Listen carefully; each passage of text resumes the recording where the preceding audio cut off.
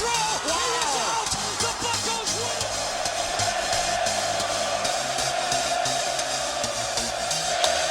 That ball's hit well to left center field.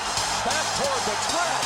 And that ball is gone. You are listening to the North Shore 9 podcast. Follow them on Twitter, Instagram, and Facebook.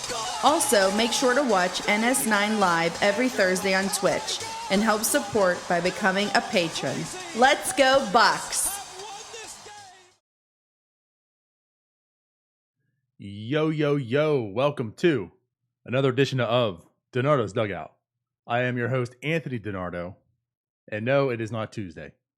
Let's start off by saying, do apologize. We were going to do an edition of Stabucs today, but due to some issues behind the scenes, Jim couldn't make it. So I'm going to revert to doing this DiNardo's Dugout show that I should have also done yesterday and did not do because of my own technical issues behind the scenes. So with that being said, of course, let's kick this off. Normally today would be the Stabucs show. We'd be talking about the upcoming series, getting in some Pirates news and some rants. The good news is I had a rant lined up for today. I should say I had a rant lined up for yesterday, but because I missed the show, we're going to carry it over today, and Jim had some things to say, but unfortunately, Jim's not going to be able to say it, so I'm going to take over. I got plenty to say on my rant that we'll have later on for the show. But yeah, this is kind of last minute. So what I want to first do is, first off, there isn't a whole lot of Pirates news to talk about because the Pirates really haven't played a whole lot of baseball since we've last podcasted. I believe there's 3 games in over a week's time they've played so far. Last night being the first game since the couple of Reds games they played. Obviously, they missed out on the Cardinals series. They looked awful last night. No shock. But with that said, there's still some things to talk about. All right. I feel like for the most part, it's been Erik Gonzalez all year. I'm going to continue that a little bit. So with that being said, let's start off with the stat of the day.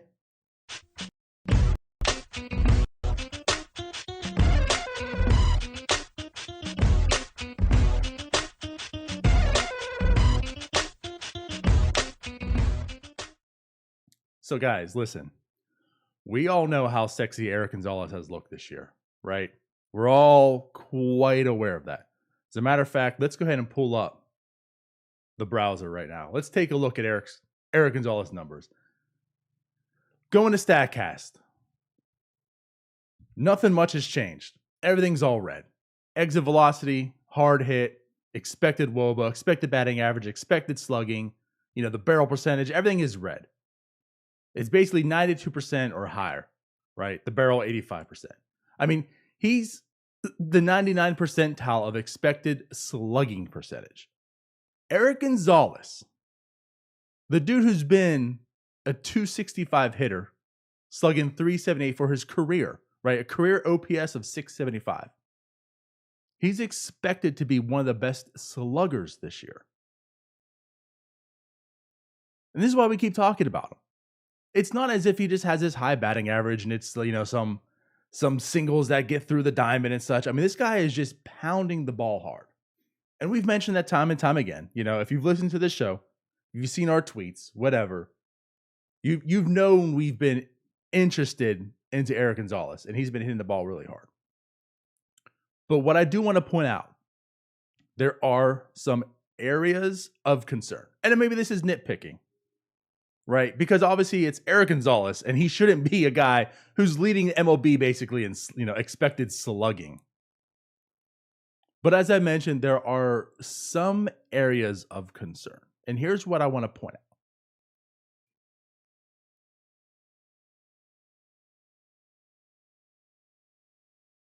When you look at his discipline, okay, when you look at what he's doing with pitches,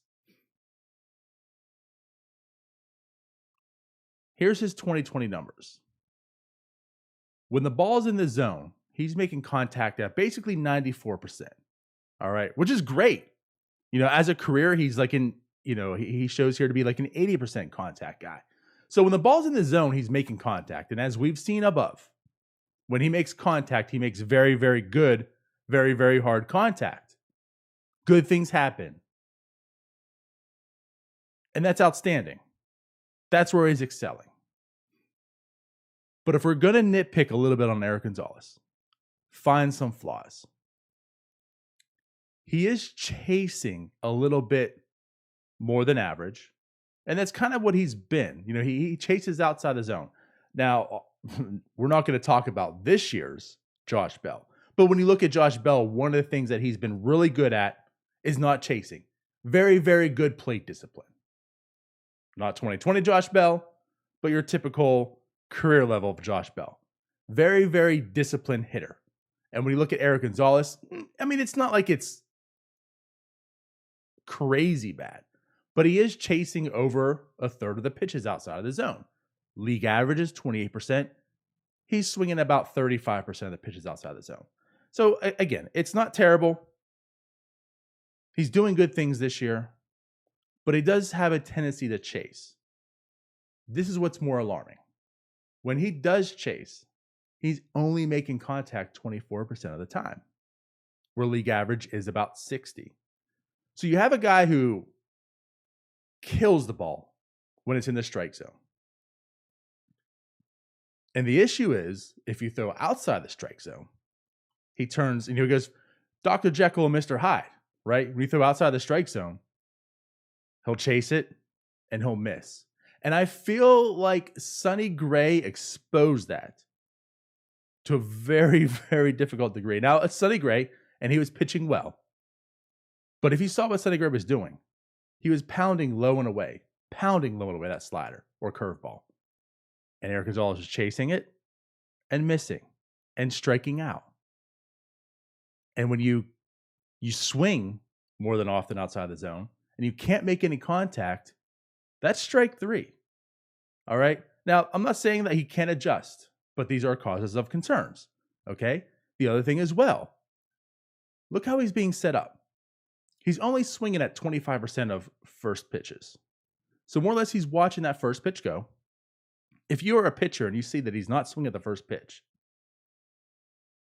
that's strike 1, right? Strike 1. Don't throw him don't throw him a meatball, of course, but throw him something that's going to hit the strike zone. There's your strike 1. You set him up. Now he's got 2 strikes left. Sonny Gray. You throw stuff he can't hit. You throw stuff low outside. He's likely going to chase it. He won't foul tip. It's not. He's not going to stay in the counts. He's not going to foul tip strike 2 because he can't hit it. So I look at this right now, and it is all small sample. And again, maybe he adjusts. Maybe he starts swinging more on the first pitch. Maybe he's seeing that. Maybe pitcher's going to start throwing in the zone, and he starts attacking that, and that's how he can normalize. Maybe again, it's just the law of averages. It's been small sample, and that's why he's swinging and missing, not chasing away or such. Maybe things will normalize. I get that. But as of right now, if there is an area of concern, this is it. Because when I look at this, not to the extreme degree, I'll call him light. But when I look at this, I kind of look at Polanco light. A guy who, when he makes contact, hits it very, very hard. But this could lead to pitcher seeing what he's doing and now drops the batting average, right? You start throwing him low and away. Now it drops the batting average. Once he connects, the good things happen. But now the strikeouts are going up. Maybe Erik Gonzalez ends up being a 240 hitter who hits for some power. I'm not saying that's going to be the case. But so far, if there is an area to pick on for Erik Gonzalez, there's something to keep an eye out on what he's doing. That's it. That's the cause of a little bit of alarm right now. So again, adjustments can happen. I'm willing to bet that they will. I'm not here to poo-poo on Erik Gonzalez's entire season right now. I like what I'm seeing, but again, those are just some things that I'm a little bit worried on. Maybe there's more to this. Maybe Erik Gonzalez isn't Tatis Sr., though he can still be a very good, productive player about what he's doing right now. But there's my stat of the day. So what I want to do, we'll move on. Again, typically with this being a Stabucs show, we would preview this upcoming series. We'd give our 3 points, and I got a few of them. one thing I want to point out, we are going to, right now as the Indians, we always preview the upcoming series that starts on Friday, which we're going to have a return of the Brewers, right? So we're going to have a return of a team coming now. We play the Brewers for the second time this year. When you look at the Brewers team, it's crazy because how, they're supposed to be good. A lot of people could pick them to win the division, a playoff team. They're honestly record much different. But they're not that far off from the 2020 Pirates right now. I mean, when you look at their offense, we've critiqued the Pirates enough. We know where the offense is for the Pirates. And great, I've lost it. The Pirates are like dead last offensively as far as a team. Let me pull the numbers here again. Sorry, guys. But the Milwaukee Brewers are almost just as pathetic. So when you talk about weighted run created plus, right, which encompasses everything, it's a good indicator of what you're doing offensively as a team.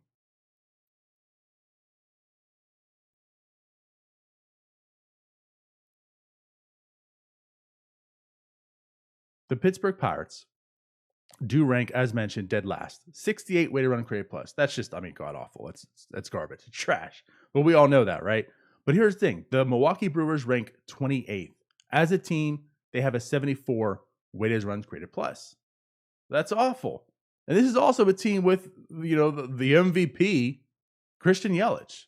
Now, Yelich has started off pretty slow. We're all aware of that. We saw the first series with Milwaukee. I think at that time, once he finished the series, wasn't he 1 for 24, 2 for 24 at that time? It was bad. Things have gotten different. In the past 10 games, he's heated up. I think it's at like a 168 weighted run created plus in like the last 10 games. Christian Yelich is back. So if there's going to be a key to the game, it's limiting Christian Yelich. All right? Because as we see, this offense is bad. Christian Yelich, let's say maybe he's our Erik Gonzalez, right? He's the Pirates' Erik Gonzalez, the MVP. Erik Gonzalez is doing well, but when you look outside of Erik Gonzalez, it's like no one else on this team is really doing anything. Carl Moran, second best, and that's about it. And that's what like Christian Yelich is. Obviously, we know he's talented. Being facetious about the Erik Gonzalez comment. But yes, Christian Yelich is that dude. He could carry this club.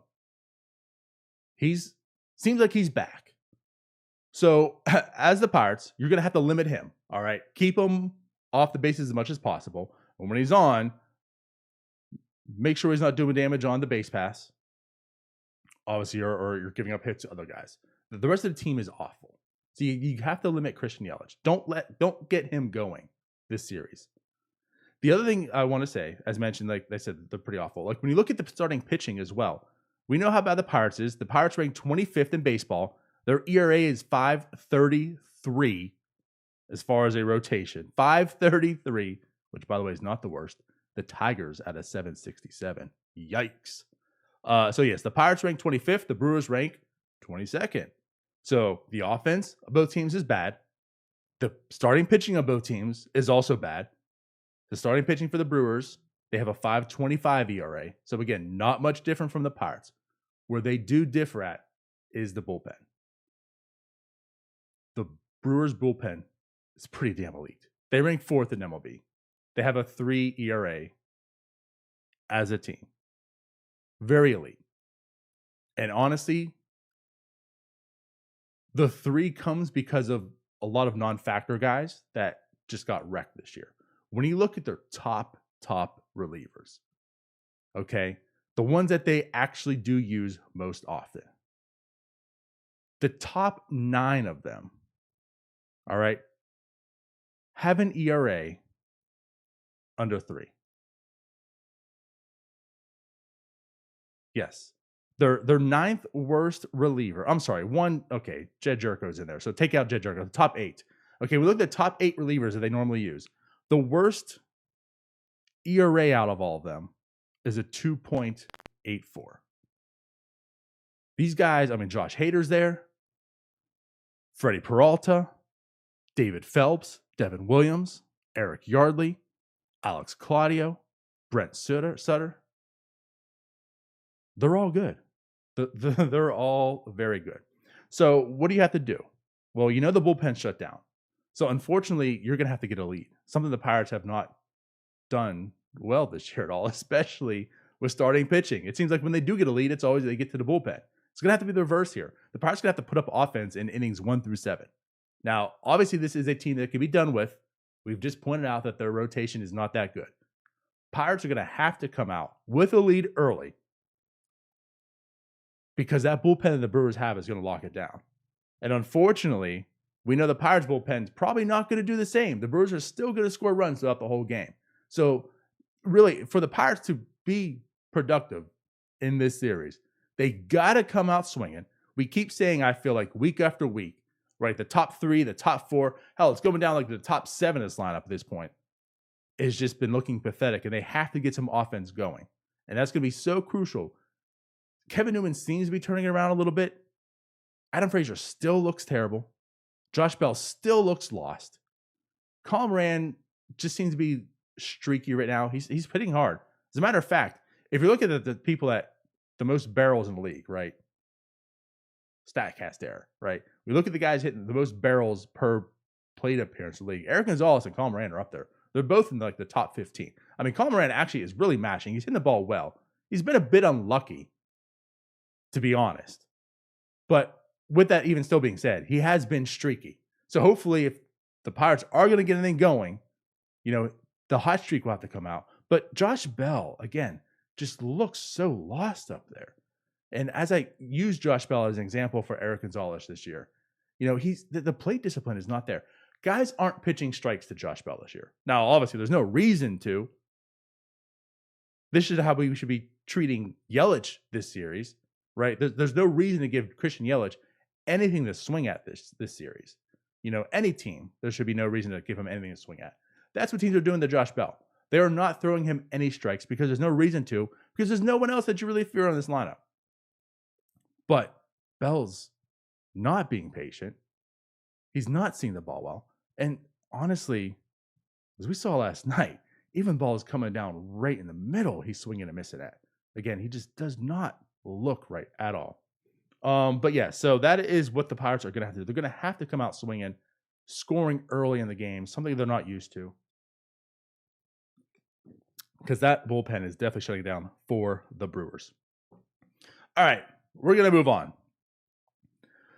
I got a rant comment for you.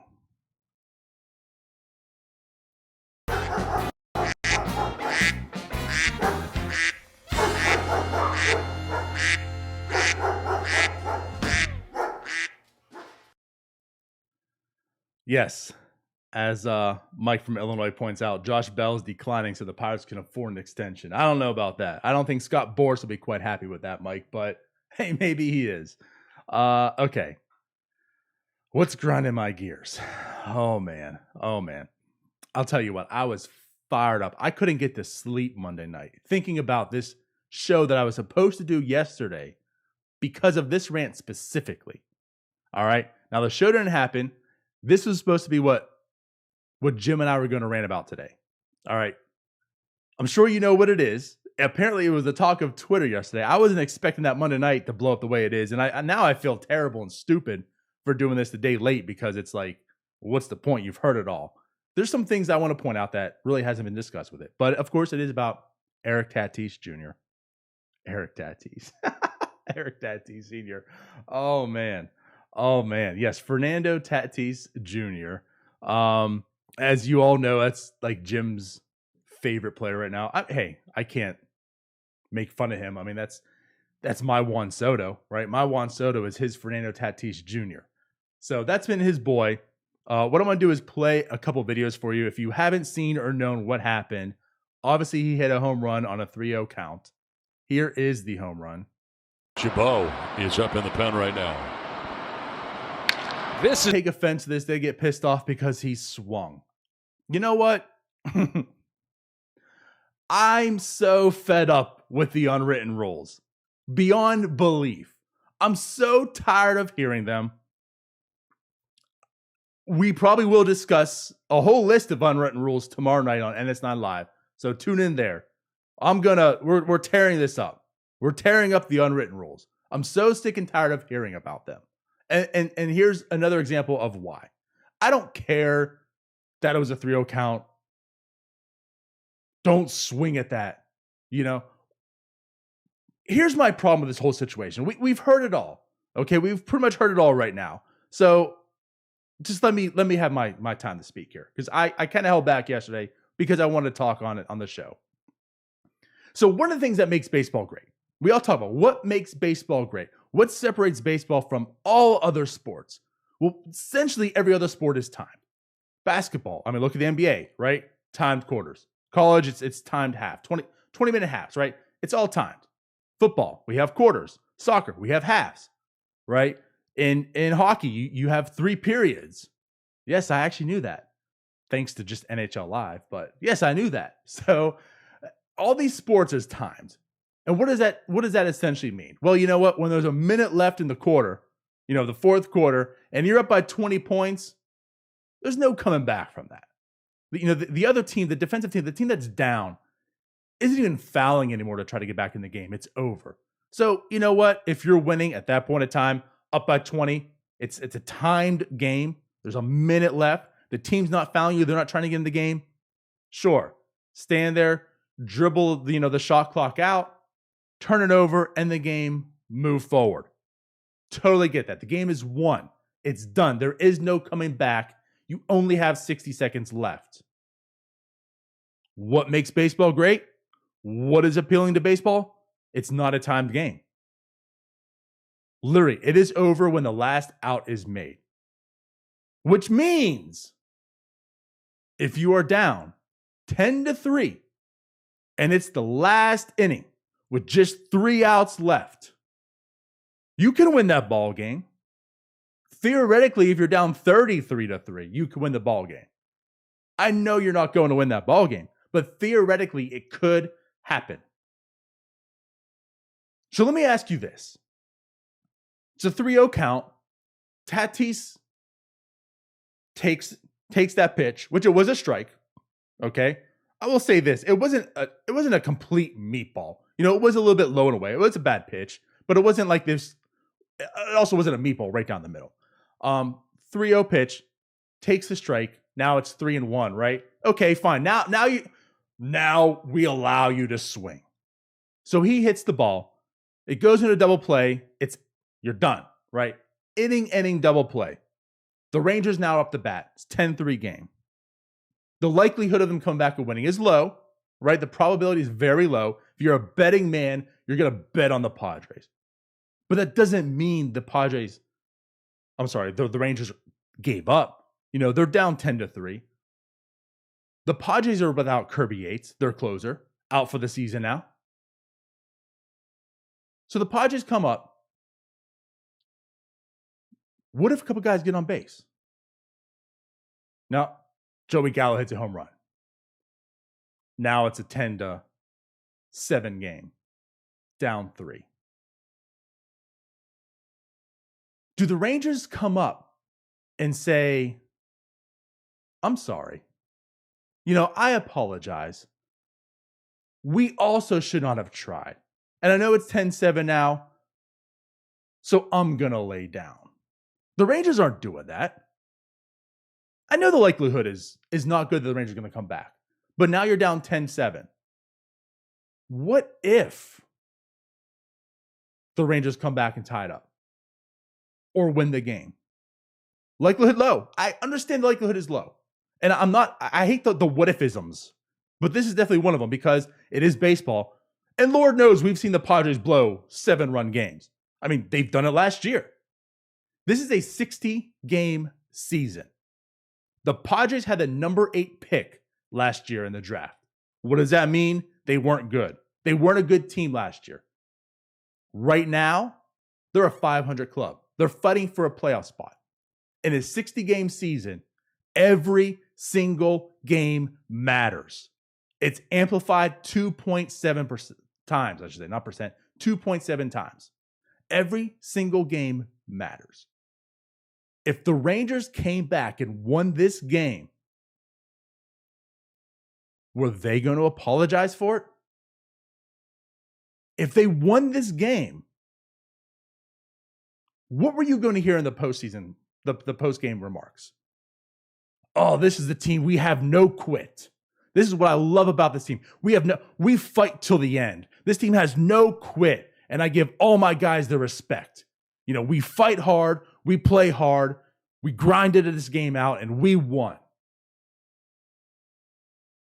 How? Under what integrity?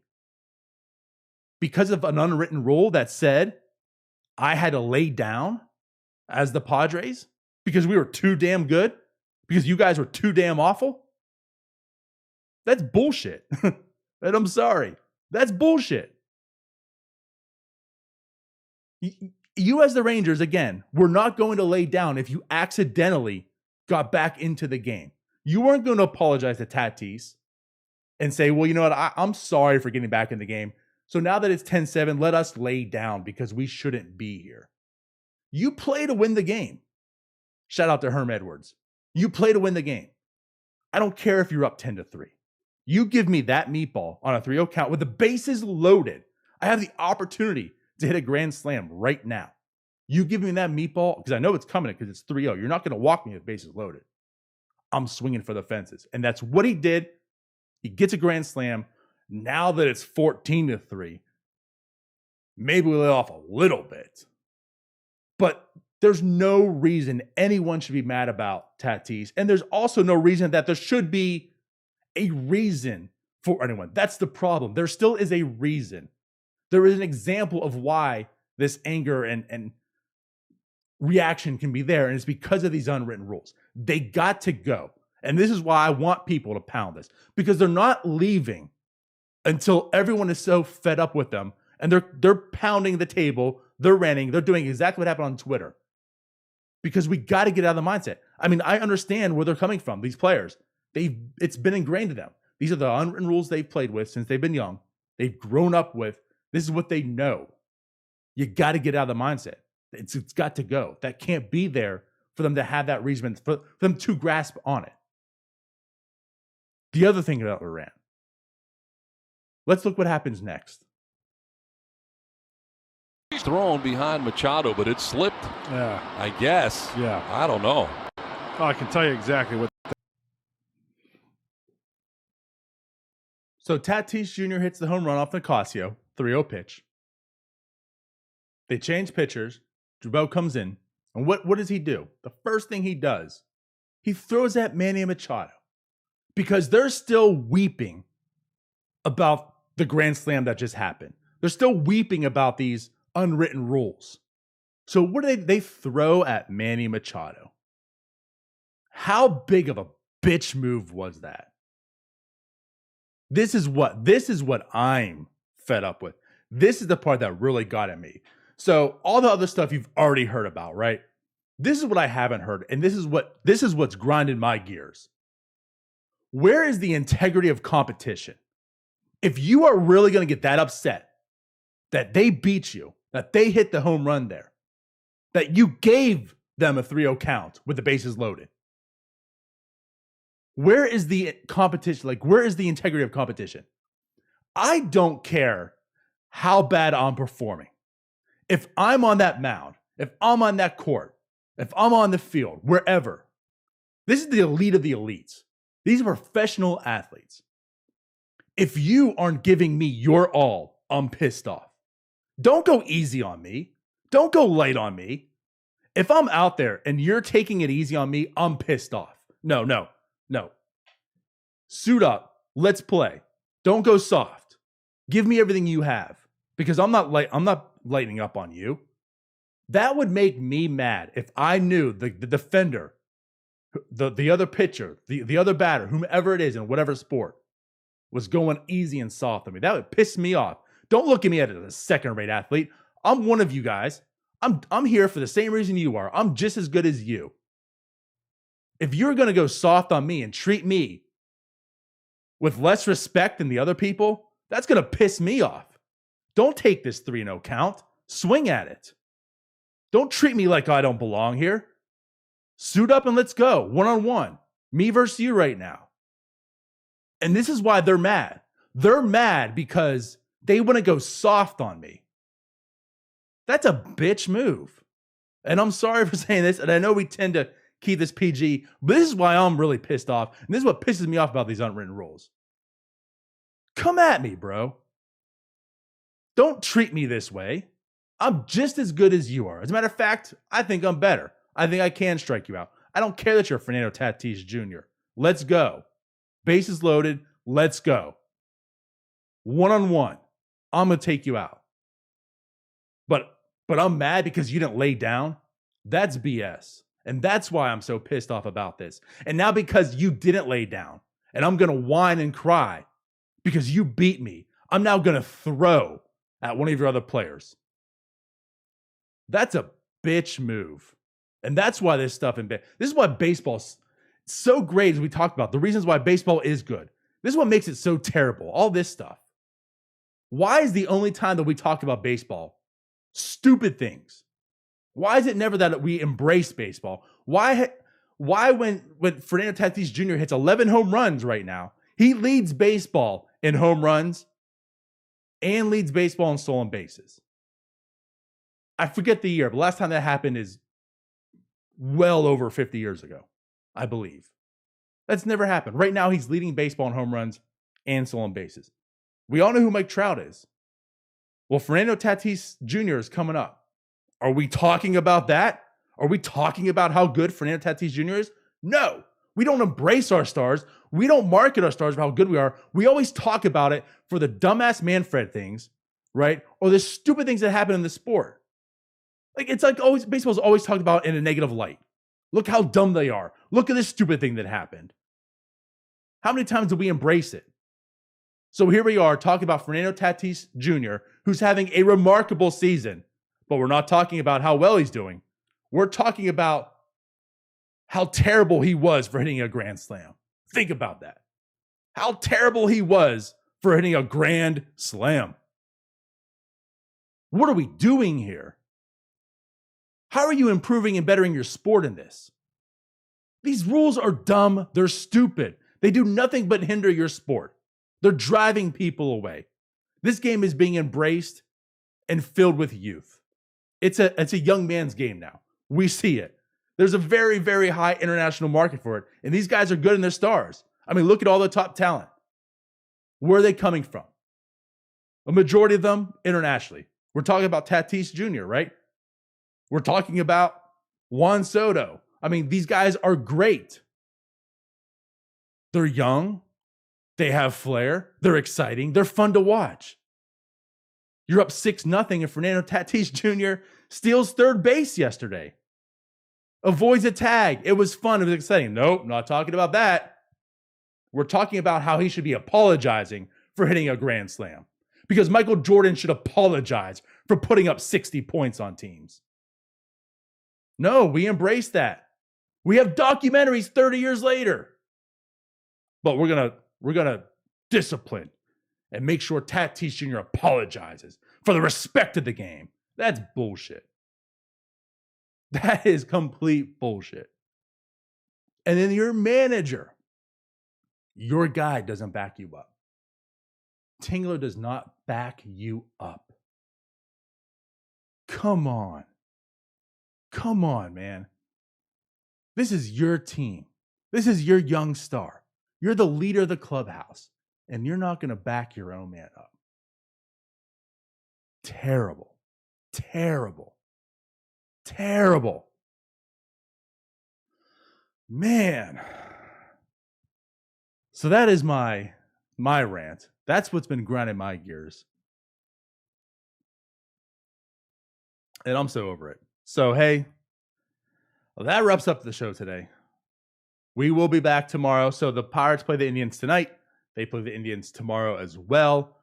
Following the game, we'll be on NS9 Live right here on Twitter, Periscope, however you watch us, which, of course, will go out as a podcast as well. So, yeah, we'll be back tomorrow night. And then, of course, the Milwaukee Brewers series starts Friday. So until then, we'll catch y'all later. Bye-bye.